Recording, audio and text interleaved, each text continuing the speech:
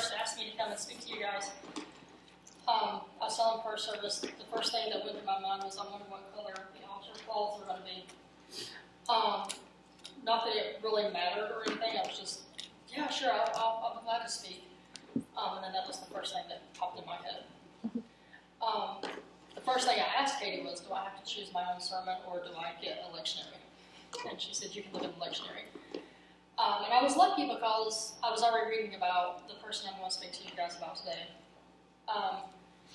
But as I was preparing my sermon, I was talking to my friends from Liberty University, where I went to college and seminary, and I asked them, I said, we used to have a game in seminary, if you could have dinner with anybody, who would it be? Well, the logical answer was always Jesus or Paul or some other great Bible character. And they asked me this question. They were like, Rachel, can I remember when we were in homiletics class? That was what we played. I was like, yeah. And they're like, who would you have dinner with? And I was like, Elijah. And they were like, why? And I realized that he was a man that I actually loved. He's a lot like me. I would probably sit down with him and share a couple of stories and some pizza with him. And like I said, he's a lot like us today. He expects more from God's people than he's able to give of himself. He focuses on his problem and not his solution. And he believes that God can be really hard to understand. And God even tells us that in Isaiah, that his ways are not our ways. And believe it or not, he means it. Just to give you some background on Elijah, he's a prophet. He's living about 1,700 BC. He's probably one of the more interesting, colorful prophets. He's called fire down from heaven to kill the Baal prophets. He stopped the drought with prayer. One day he's up on cloud nine, and the next day he's down in the doldrums from depression. And his victories in life stop with Queen Jezebel saying, okay, you've killed all the Baal prophets. I'm going to kill you in 24 hours. And he runs away from Damascus, where he's from, in Syria, and he runs into the wilderness, and he stops, and he's taking a nap under a broom tree, and the angel of the Lord says, no, you need to eat because I'm going to send you down further into Judah. He goes to what we know as Mount Horeb now, and it's also Mount Sinai. It's the same place where Moses met God. And so that's where we're going to pick up our story, is where the Lord actually speaks to Elijah. In 1 Kings 19:9, it says, there he came to a cave and lodged in it.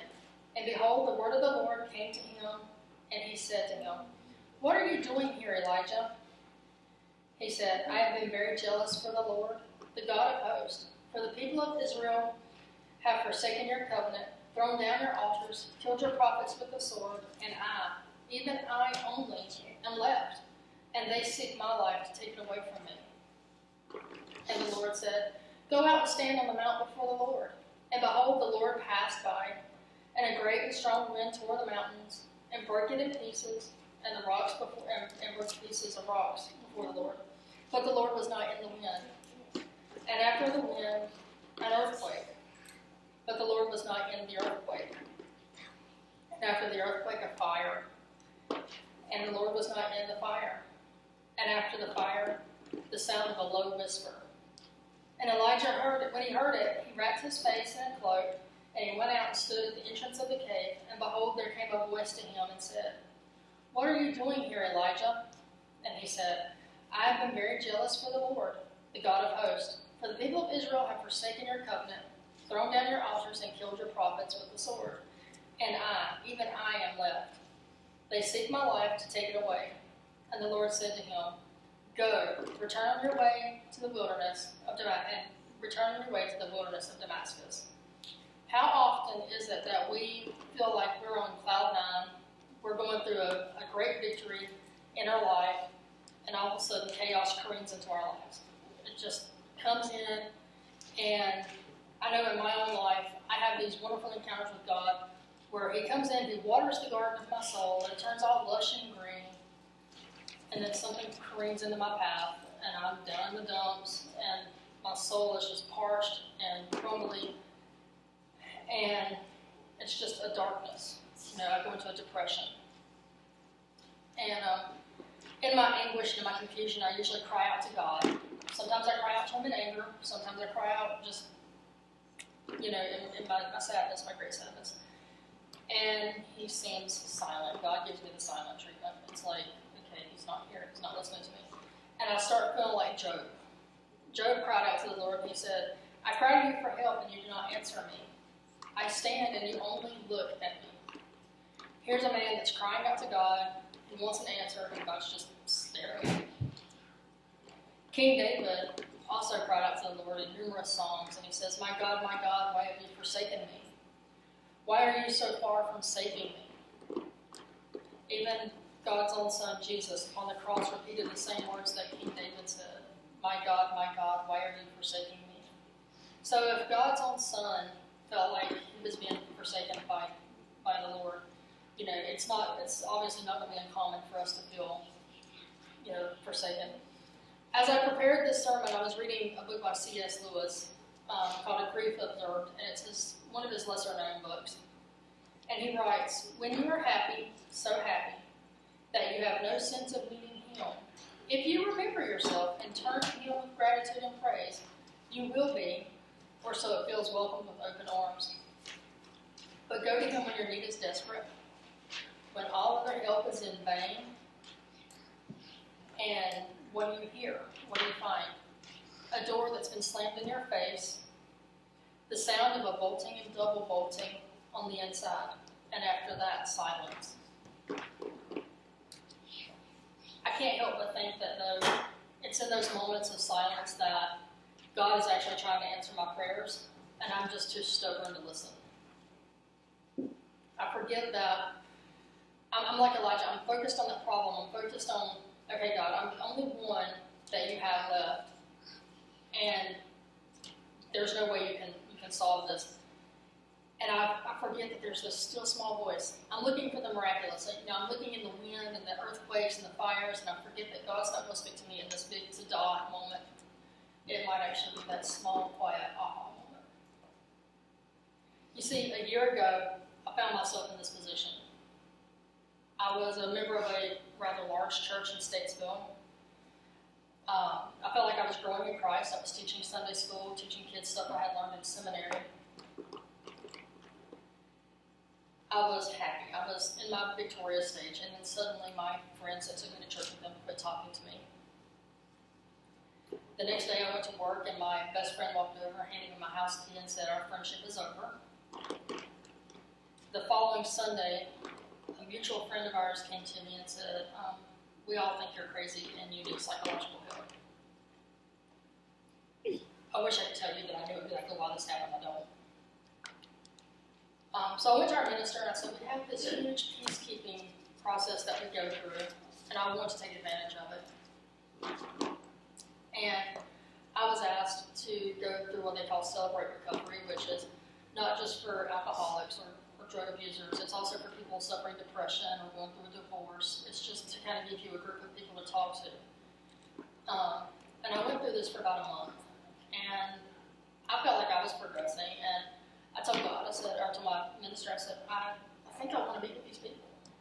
I really want to go ahead and just get the peacekeeping process over with, so I can be at least comfortable. I don't have to reconcile with these people. I just want to be comfortable in church.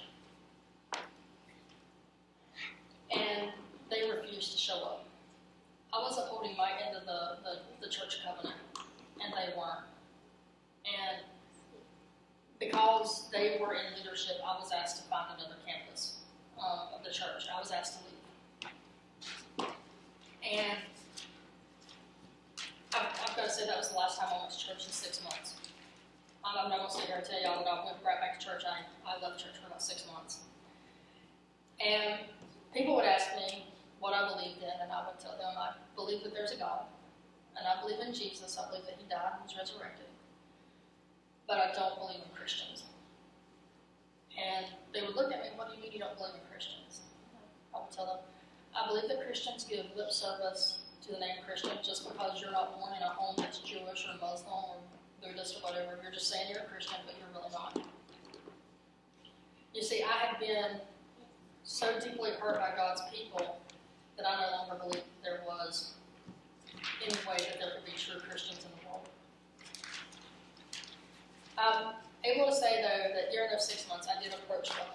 I didn't give up on God, I just gave up on humans. And I was approaching him with my prayers, my requests, my supplications. And if you've ever been in a moment of silence where you think God's not speaking to you, you know it's hard to continue pressing in to the presence of God.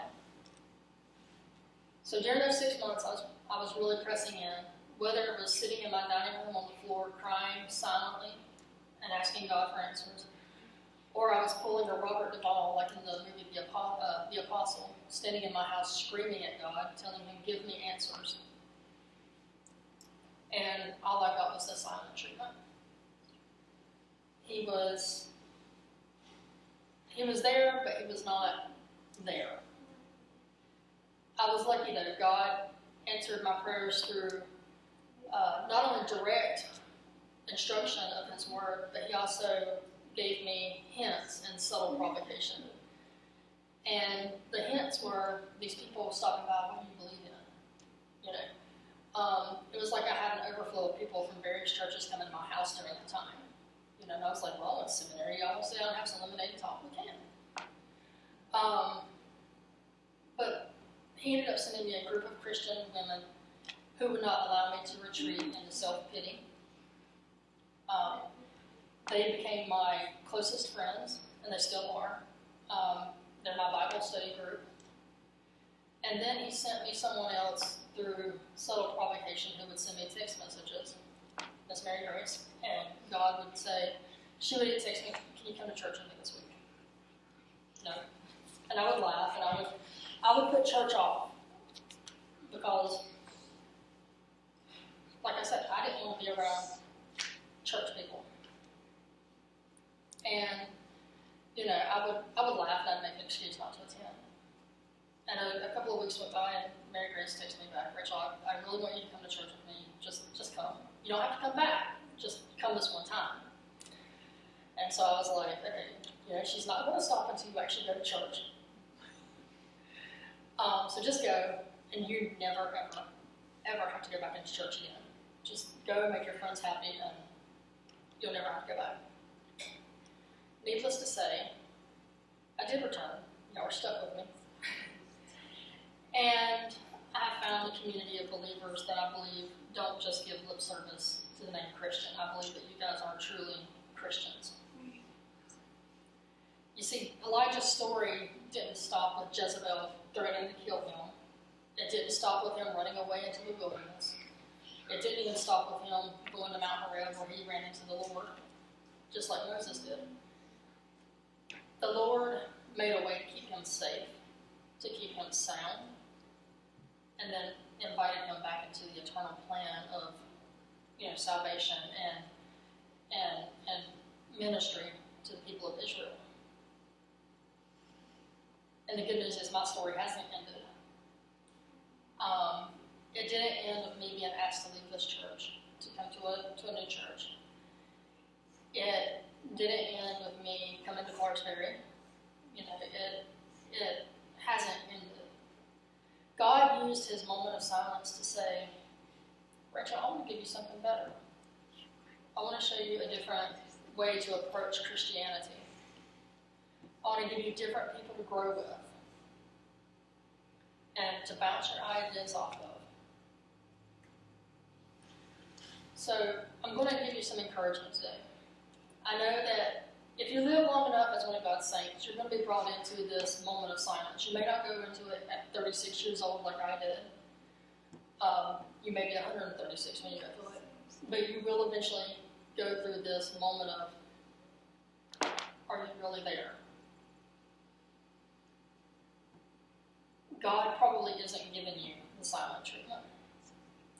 We deem things in our life more important than God. Some Sundays I'm like, you know, I think I'd just rather be in my kayak. So if I'm not here, that's probably where I'm at. I'm just going to be honest with you guys. But instead of getting angry at God, I want to encourage you guys to ask God some questions. And they're very simple questions. We learned them in first grade in English class, and it's who, what, where, when, why, and how. And then listen, even if it seems like God is being silent.